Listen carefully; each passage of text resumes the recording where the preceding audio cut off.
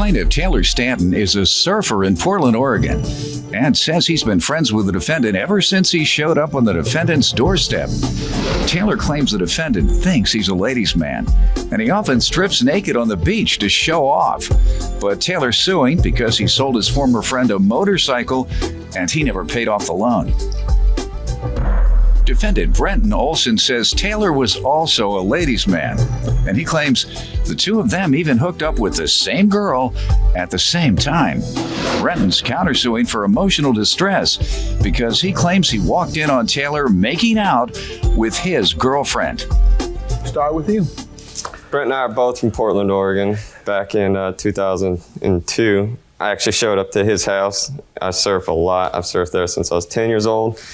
I never knew Brent at the time, but I showed up to his front doorstep, knocking on the door, asking to see if he was there to go surf. Well, you didn't know him? No. How did you know he even surfed?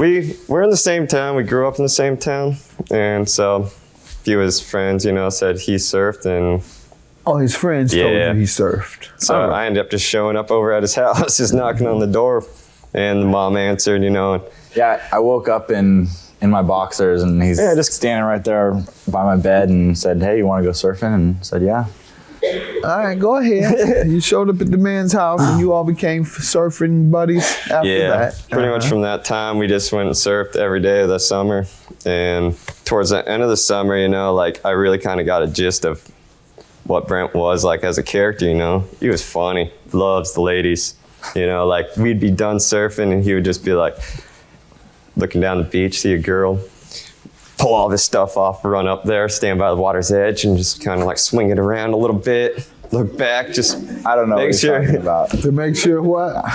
Make sure the ladies saw him? At least everybody saw what's going on, like here's a photo just cruising on the beach in his boxers. Of him? You took a photo of him in his boxers? Oh, I didn't mean to. You kind of fixated on them boxers, aren't you?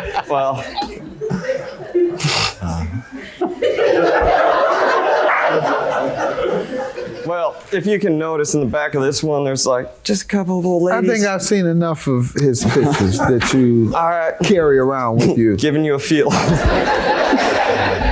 Why don't you tell me about your friendship with this gentleman? Taylor was quite the ladies' man as well. Every day we'd surf pretty much almost every day in the summer. It was all about getting the girls for me and Taylor as soon as we got done surfing. And I recall one time we went to a strip club, and we're in the club, and some girl comes up to us. We thought she was one of the dancers, but she ended up just being a girl that was there. We took her home, and I'm hooking up with her. Taylor thought she was really cute, so I said, "Hey, Taylor, we can share." So I don't know why he's taking me to court. We're Eskimo brothers. I really don't remember that, but I think I've been to one strip club, and that was on my 18th. You know what? I think he may have been a little drunk because he was definitely having some technical difficulties. Gotcha. Let's move to this agreement that you are suing him about. Being good friends, I trusted him. He was my right-hand man. I didn't care if he was acting like an idiot, doing stupid stuff, he liked his partying, whatever. Who doesn't like their ladies? But through the time, I ended up getting myself, during high gas prices back in Portland, I got myself a fuel efficient motorcycle. It's get myself a GSXR 600. Bought it on the 6th day of the 6th month in 2006. So all right, 666. It was a good 666. Yes, Your Honor. All right. Good day to go with. Good day to go with.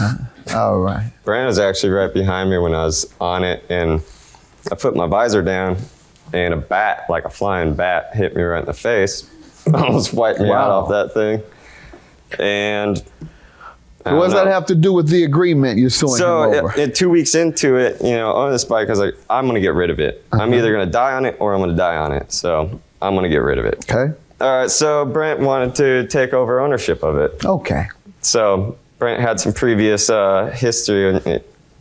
He lost a little bit of money. He got in a little bit of trouble. So understandable. I was like, you can't get your loan right away.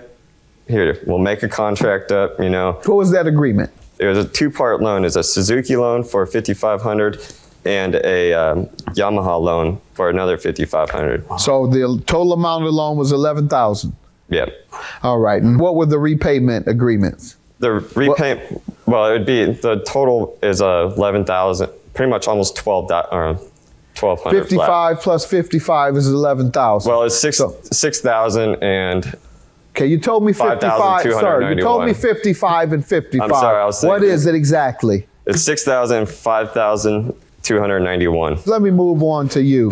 It was $10,415. Okay. And why is he suing you over this? After having the bike a couple months, I decided that, I had a landscape business that we were getting into our slow season, and I needed to get rid of the bike.